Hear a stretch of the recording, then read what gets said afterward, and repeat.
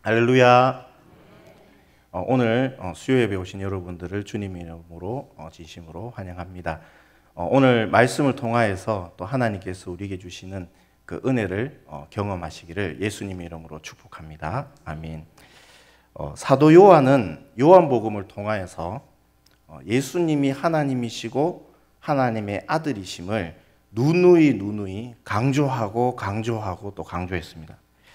그 중에서 이제 요한복음은 예수님의 표적에 관하여서 이렇게 7가지 표적을 우리에게 이렇게 기록을 하였는데, 이 표적의 기능은 뭐냐면 마치 자동차의 표지판과 같습니다.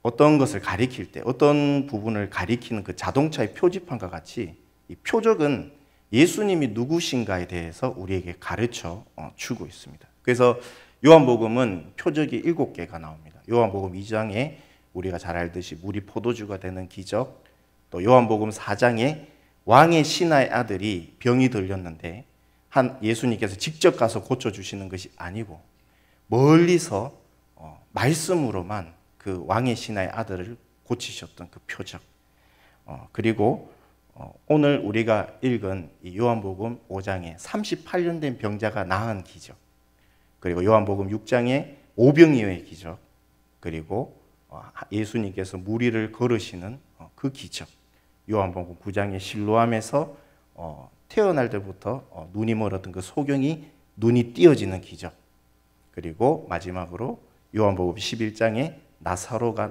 나흘 동안 죽어 있었는데 썩은 냄새가 나는데 살아나는 기적, 이것을 이제 예수님께서 행하셨습니다.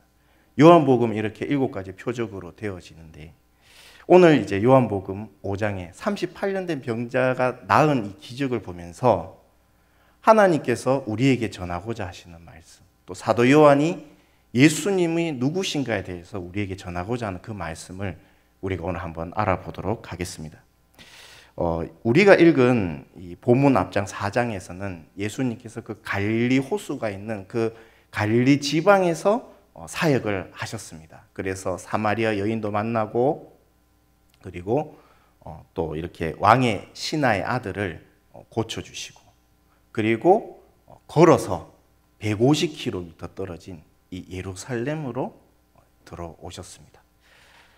그래서 이만큼 거리가 먼 것을 이렇게 걸어오셨는데, 그 이유는 십자가를 지시기 위해서 예루살렘에 입성하신 것이 아니고 유대인의 명절을 지키기 위해서 예루살렘에 오셨습니다. 오늘 본문 1절에 보면 그 후에 유대인의 명절이 되어 예수께서 예루살렘에 올라가시니라. 그 후는 그 요한복음 4장의 그 갈릴리의 사역을 의미합니다. 그 후에 예수님께서 유대인의 명절이 되어서, 유대인의 명절은 유월절, 맥추절, 그리고 초막절, 이 3대 절기를 지키기 위해서는 예루살렘에 입성을 해야 됩니다. 들어와야 되는데, 와서 성전에서 예배를 드려야 되는데 예수님께서 유대인의 명절을 위해서 이 예루살렘에 오셨다, 그렇게 말합니다. 마태마가 누가복음은 같은 관점을 가지고 예수님의 사역을 이렇게 적었는데, 그 외의 일들을 요한복음이 적은 것이 참 많습니다. 그래서 요한복음만 보면 예수님께서 3차례 예루살렘에 입성하셨던 그 장면을 적어 놓았는데, 그래서 이제 예수님께서 공생애를 3년 하셨다라는 것을 이제 알 수가 있습니다.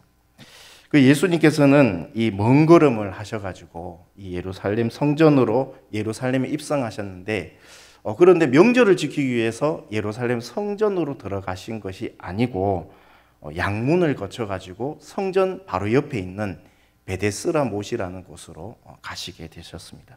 본문 2절에 보면 예루살렘에 있는 양문 곁에 히브리 말로 베데스라라 하는 못이 있는데 거기 행각 5이 있고, 여기 양문이란 말은 말 그대로 양이 통과하는 길, 그러니까 예배 제사를 드리러 가는 그 제물을 양을 가지고 들어간 통과하는 곳이 바로 이 양문입니다.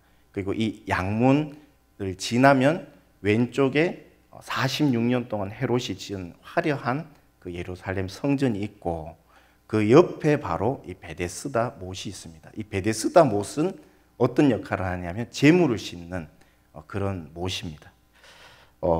여기를 따지면은 우리가 이제 이 밑에 교회 주차장에서 올라오는 데가 양문이면 왼쪽이 이제 우리 교회이고 오른쪽이 범어초등이듯이 그런 구조로 되어 있습니다. 이 베데스라는 뜻은 벳은 집이고 데스라는 자비입니다. 그래서 이름이 참 예쁩니다. 자비의 집입니다. 이 베데스다라는 곳이. 그래서 이제 비가 오면은 담겨지는 저수지와 같은 그런 곳인데, 그래서 이제 이 베데스다로 예수님께서 방향을 꺾으셔서 성전으로 가시지 않고 이 베데스다로 가셨습니다. 이 베데스다의 상황을 요한은 이렇게 기록합니다. 본문 3절에 보면 그 안에 많은 병자, 맹인, 다리 저는 사람, 혈기 마른 사람이 누워 물의 움직임을 기다리니 이는 천사가 가끔 못에 내려와 물을 움직이게 하는데 움직인 후에 먼저 들어가는 자는 어떤 병에 걸렸든지 낫게 되밀어라. 이렇게 되어 있습니다. 이 못 주변에, 이 베데스다, 이 자비의 집 주변에 수많은 병자들이 거기에 이제 힘이 없으니까 누워 있는 겁니다. 이 베데스다 못은 엄청 큽니다. 가로가 110m, 세로가 65m, 깊이는 20m입니다. 그러니까 아파트 한 6층 높이 정도 되는 아주 깊은 그런 못이고, 행각 5개가 있었다. 정자가 5개가 있었다. 이것은 엄청나게 이제 큰 못이라는 것입니다. 그런데 이제 지질학적으로 이렇게 보면은 각 이 지층 구조 자체가 물이 이렇게 흔들리는 어떤 흐름이 이렇게 흔들리는 그런 구조를 이 베데스다 못은 가지고 있었는데, 당시 이제 과학적인 지식이 없었던 사람들은 그럴듯한 전설, 천사가 내려와서 물을 이제 움직이게 했다. 그리고 물이 이렇게 움직이면 그때 먼저 들어가는 사람이 어떤 병이든 낫는다라는 사실이 아니고 그런 근거 없는, 그러나 그렇게라도 낫고 싶은 그런 전설을 가지고 있었고 그 전설을 믿었던 것입니다. 그래서 이제 자연 현상으로 이 베데스다 못의 물이 움직이면 어떻게 되겠습니까?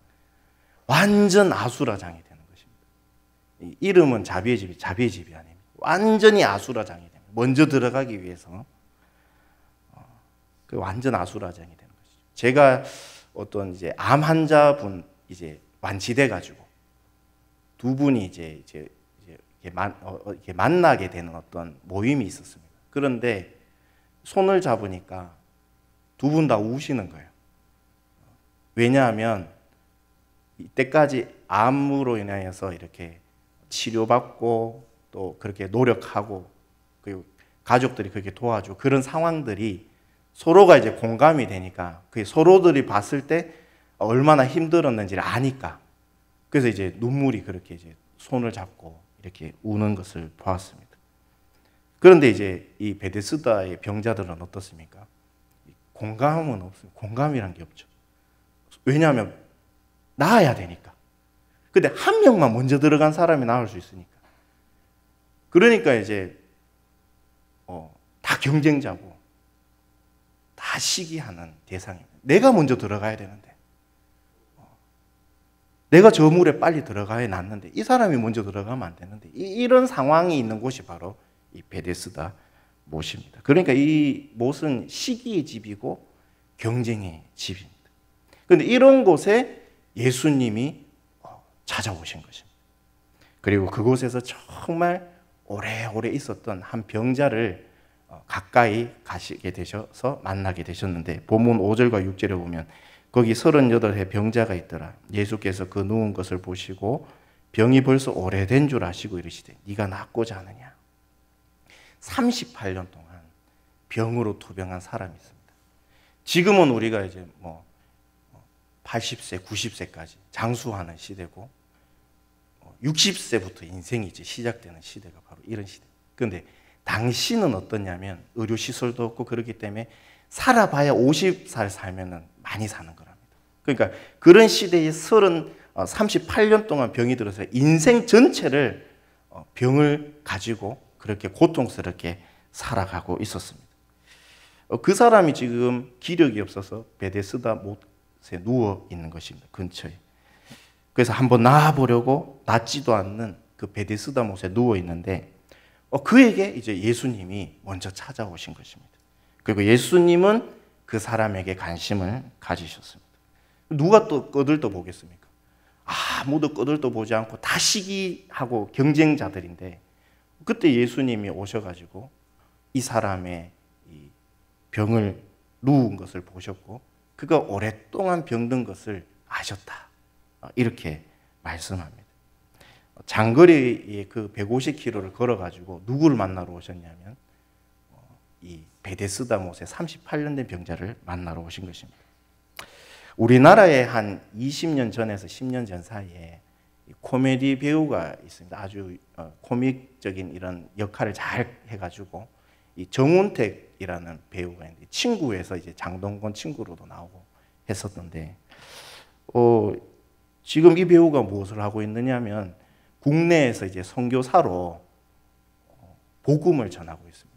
방황하고 그리고 이렇게 살 소망이 없는 그런 사람들을 찾아가서 집이든 길거리에든 이렇게 찾아가서 복음을 전하는 사람으로 이렇게 바뀌게 되었는데 자신의 꿈은 이제 이 정운택 선교사는 자신의 꿈은 뭐였냐면 최고의 배우가 되는 게 꿈이었다고 합니다.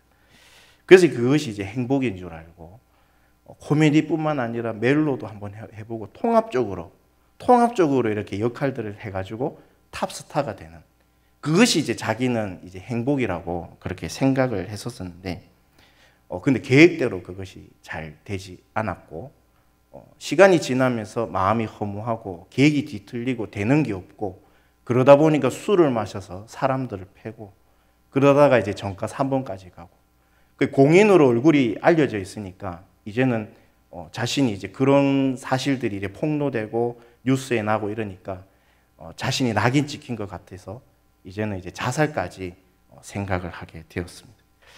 그래서 사람들은 자신에게 손가락질하고 어느 누구도 자신에게 찾아오는 사람은 없고 비난하고 그런 삶을 살다가 이제 자살까지 생각을 했는데 우연히 이제 복음을 들으면서 본인 말로는 예수님이 찾아오셨다. 자기.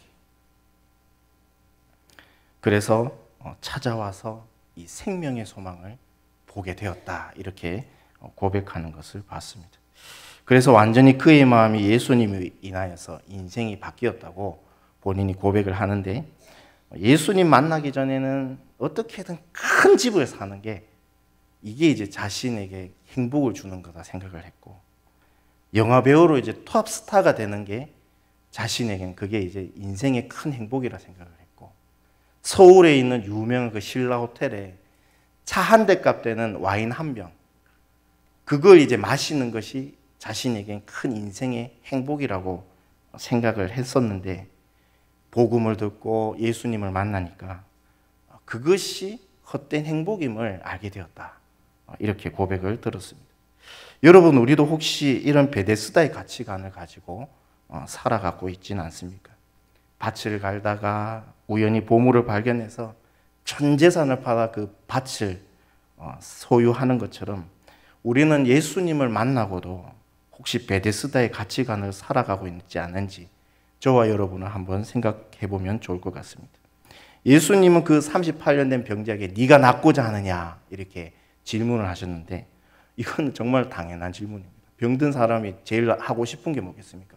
제일 소원이 뭐겠습니까? 낫는 건데 그 당연한 질문을 예수님이 병자에게 하신 것입니다. 근데 이거는 무슨 의미냐 하면 내가 너를 고칠 수 있다는 겁니다. 내가 너 낫고 싶니? 내가 너 고칠 수 있다. 베데스다 못에 먼저 들어가서 고침 받는 것이 아니고 네가 나를 믿으면 네 병을 내가 고칠 수 있다. 충분히 고칠 수 있고 너가 충분히 고침을 받을 수 있다. 이런 의미입니다. 그러자 이 병자는 예수님이 이렇게 대답합니다. 본문 7절에 병자가 대답하되 주여 물이 움직일 때 나를 못에 넣어주는 사람이 없어 내가 가는 동안에 다른 사람이 먼저 내려갑니다. 이 병자는 아직 예수님이 자신의 병을 고쳐주시는 분이라는 것을 알지 못합니다. 그게 뭐랍니까? 예수님 물이 움직일 때 나를 못에 넣어주는 사람이 없으면 못에 넣기만 하면 먼저 들어가기만 하면 낫는데 나를 도와주는 사람이 없습니다. 예수님이 저 좀 도와주시면 안 되겠습니까? 저 못에 좀 넣어주시면 안 되겠습니까? 좀 도와주십시오. 이렇게 말하는 것입니다. 여러분, 우리는 예수님을 어떻게 생각합니까? 예수님이 조금만 도와주시면 됩니다. 조금만. 그러면 제가 뭐 좀 할 수 있을 것 같습니다. 경제적인 문제, 예수님 조금만 도와주시면, 조금만 저를 움직여주시면, 좀 부축 좀 해주시면 제가 좀 걸어갈 수 있을 것 같습니다. 우리 아들, 우리 딸 조금만 도와주세요. 조금만. 그러면은 좀 걸어갈 수 있을 것 같습니다. 병이 있는데 조금만 도와주세요. 조금만 도와주시면 병원까지만 데려다 주십시오. 그 다음에 제가 어떻게 해보겠습니다. 혹시 예수님을 우리도 이런 예수님으로만 믿고 있지는 않습니까? 예수님을 나의 고정관념에 내가 생각하고 있는 예수, 그냥 작게 만들어가지고 나의 작은 기준, 나의 작은 고정관념 통 안에 예수님을 넣어가지고, 그래서 예수님을 그렇게 생각하고 있지는 않습니까? 예수님은 그런 작은 분이 아닙니다. 예수님이 이런 말을 하고 있는 38년 된 병자에게 이렇게 말씀합니다. 본문 8절과 9절에 예수께서 이르시되 일어나 내 자리를 들고 걸어가라 하시니 그 사람이 곧 나와서 자리를 들고 걸어가니라. 한 말씀 하셨습니다. 네 자리를 들고 일어나라. 그러자 그 38년 된 병자가 자신의 의지와 상관없이 말씀대로 자리를 들고 일어나 걸어갔습니다. 예수님이 세상을 창조하실 때 빛이 있으라. 빛이 생겼습니다. 즉각 말씀에 창조된 것입니다. 여러분, 예수님이 어떤 분이십니까? 이 세상을 만드신 창조주시고 하나님의 유일한 아들이십니다. 그런데 이 병이 이제 고쳐졌는데, 이 병이 고쳐진 날이 하필 안식일입니다. 안식일. 이 안식일에는 유대인들은 이 안식일 동안 일을 하지 않습니다. 그 일 가운데 어떤 게 있냐면 짐을 들거나, 이것도 일이 포함이 되기 때문에 짐도 들지 않고 일하지 않습니다. 그 근거로는 에레미야 17장 21절에 여호와께서 이와 같이 말씀하시되 너희는 스스로 상가서 안식일에 짐을 지고 예루살렘 문으로 들어오지 마라. 이 짐을 지는 거, 일하는 겁니다. 그래서 그것도 이제 유대인들은 하지 않았습니다. 그래서 이제 이 구절을 통해서 철저히 안식일을 지키려고 아예 물건도 움직이지 않고 그렇게 이제 안식일을 보냈는데, 근데 이 안식일에 성전에 있는 예루살렘으로도 들어오면 안 됩니다. 근데 이 병자는 지금 어떠냐면 안식일에 침상을 들고 일어나 걸어갔습니다. 일하는 겁니다. 그것도 성전이 있는 예루살렘에서. 그래서 이제 유대인들은 안식일에 38년 된 병들고 고통 중에 있었던 이 사람이 회복되고 치유되었는데도 안식일에 일했다고 막 비난하는 것입니다. 본문 10절에 보면 유대인이 병난 사람에게 이르되 안식일인데 네가 자리를 들고 가는 것이 옳지 아니하니라. 안식일의 핵심은 뭡니까? 중지, 정지입니다. 스톱하는 겁니다. 내가 하고 있는 일들을 다 내려놓습니다. 그러나 중지, 정지만 하는 것이 아니고 하나님께 예배를 드려서 하나님께 은혜를 받고 세임을 받고 공급을 받는 것입니다. 그런데 이 유대인들은 안식일에 정지, 중지만 생각했습니다. 구약에서 이스라엘의 안식일을 지키면 그들만 쉬는 것이 아니고 아무 힘없는 종들도 쉬고 말 못하는 짐승들도 그 안식일에는 쉬게 됩니다. 그러나 이 이스라엘 외에 밖에 하나님을 모르는 백성도 없습니다. 쉬는 날이 없습니다. 그래서 힘없는 종들도 계속 일을 해야 되고 말 못하는 짐승들도 계속 일을 해야 합니다. 쉬는 게 없습니다. 그런데 이스라엘은 그렇지가 않은 거죠. 안식일에 정지하여서 예배도 드리고 그래서 하나님께 은혜도 받고 그리고 쉬는 것입니다. 힘없는 종들과 짐승들까지 쉬는 것입니다. 그래서 이제 이 안식일에 하나님의 자비가 드러납니다. 그런데 유대인들은 아픈 사람을 봐도 안식일이라 돌보지 않습니다. 안식일에 자신의 양이 구덩이에 빠진 것은 낼름 건져내면서도 안식일에 사람이 아파서 낫게 했는데 유대인들은 비난합니다. 지금 예수님은 성전이 있는 예루살렘 자체가 자비 없는 베데스다임을 보고 계십니다. 자비의 집인데 자비가 없는 것처럼 하나님의 성전이 있는데 이 예루살렘에는 자비가 없습니다. 하나님은 안식일에도 일하고 계십니다. 안식일에도 사람들에게 공기를 주시고 비를 내려주시고 햇빛을 주시고 까마귀에게 먹을 것을 주시고 작은 들풀도 안식일에 입히시는데 유대인들은 하나님의 마음을 모르고 문자로만 안식일을 지키려 했습니다. 호세아서에서 나는 인애를 원하고 제사를 원치 아니한다 말씀하셨습니다. 지금 직업으로도 생명을 구하는 직업은 그리스도인들이 그곳에 들어가야 합니다. 생명을 살리는 의사, 간호사, 소방관, 나라를 지키는 군인들, 문자로만 해석하면 그리스도인들은 하면 안 되죠. 왜? 안식일을 못 지키니까. 주일을 못 지키지 않습니까? 그러나 그것이 아니라는 겁니다. 생명이 먼저입니다. 생명. 주일에 돈 쓰면 안 된다고 하면서 아픈 성도 있는데 월요일 날 가겠다 하는 것, 이것도 잘못된 것이죠. 차 기름 떼고 택시비 들어가면서 가게에 가서 주일이지만 신방 물품 사는 겁니다. 그 사람 좋아하는 과일이나 선물을 사서 돈을 주고 가는 것입니다. 이게 이제 안식일을 지키는 것입니다. 예수님은 자비 없는 유대인들에게 이렇게 말씀하십니다. 요한복음 5장 17절에 내 아버지께서 일하시니 나도 일한다. 하나님은 안식일에도 사람들을 위해서 만물을 위해서 일하시는데 근데 나도 하나님과 동일하게 일한다. 이게 뭐냐면 하나님과 예수님은 동등하다 이 말입니다. 예수님은 이때부터 유대인들에게 심한 박해를 받기 시작하셨어요. 왜냐하면 안식일을 범할 뿐 아니라 자신을 하나님과 동등되게 여겼기 때문입니다. 유대인들에게 이것은 이제 신성모독입니다. 그러나 이것이 사실이 아니면 신성모독이지 예수님이 하나님과 동등됨인 것은 사실입니다. 그래서 신성모독이 아닙니다. 예수님은 하나님이시고 예수님은 하나님의 아들이십니다. 예수님 지금 유대인들에게 이렇게 말씀하십니다. 요한복음 5장 20절에 아버지께서 아들을 사랑하사 자기가 행하시는 것을 다 아들에게 보이시고 또 그보다 더 큰 일을 보이사 너희로 놀랍게 여기게 하시리라. 하나님께서 이제 아들 예수님에게 자신이 하는 일들을 다 보여주셨다고 합니다. 그런데 이제 제가 이것을 찾아보니까 시간적인 순서가 아니란 겁니다.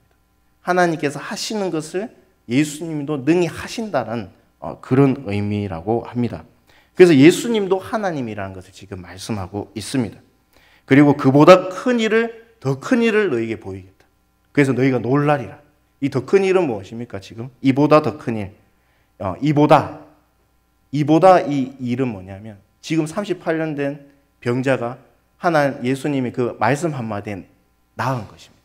그런데 이것도 어려운 일인데 이것도 할 수 없는 사람들은 할 수 없는 능력인데 이거보다 더 큰 일을 내가 너희들에게 행하겠다. 그래서 너희가 놀라리라. 이렇게 말씀하십니다. 이거보다 더 큰 일. 38년 된 병자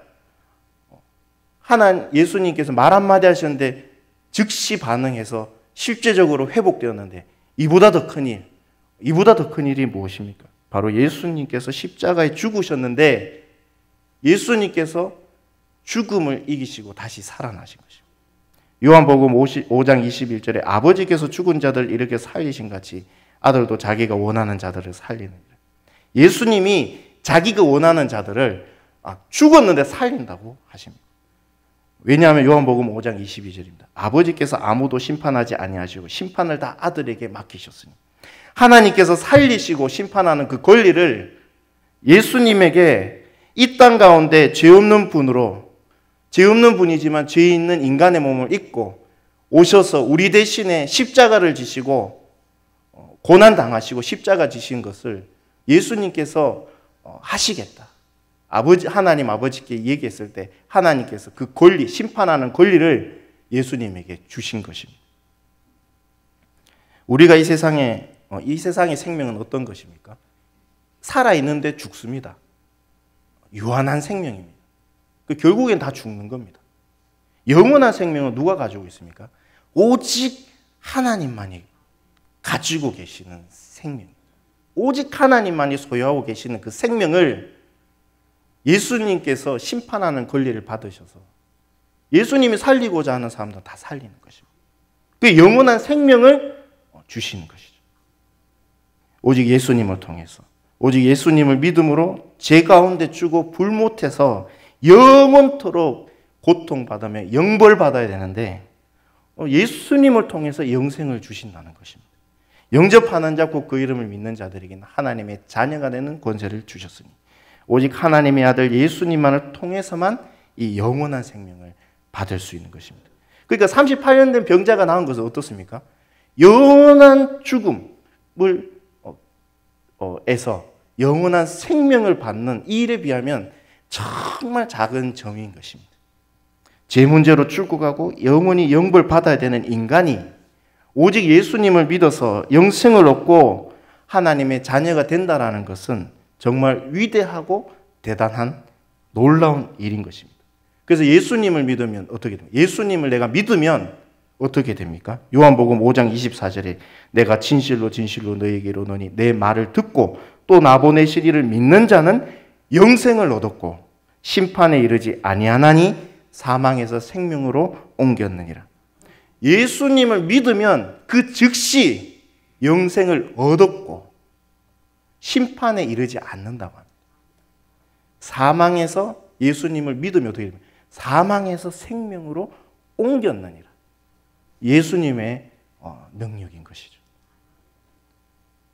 하나님과 하나님만이 가지고 있는 그 영원한 생명을 예수님을 믿으니까 영벌 받아야 되는 죄인들이 영생을 얻게 됩니다. 그 우리가 이미 지금 어떻습니까? 영생을 얻었고 심판에 이르지 않고 사망에서 지금 어떻게 됐습니까? 생명으로 옮겼느니라. 이미 옮겨져 있습니다. 오늘 죽으면 내가 오늘 화도 내고 나쁜 생각도 하고 했는데 내가 오늘 죽으면 자다가 갑자기 죽으면 천국에 갈 수 있을까? 가는 것이죠. 천국에. 이미 옮겼지 않습니까? 사망에서 생명으로 옮긴 것입니다. 사람들은 베데스다 못에서 치유받고 회복받으려 했지만 이 베데스다 못은 어떤 곳입니까?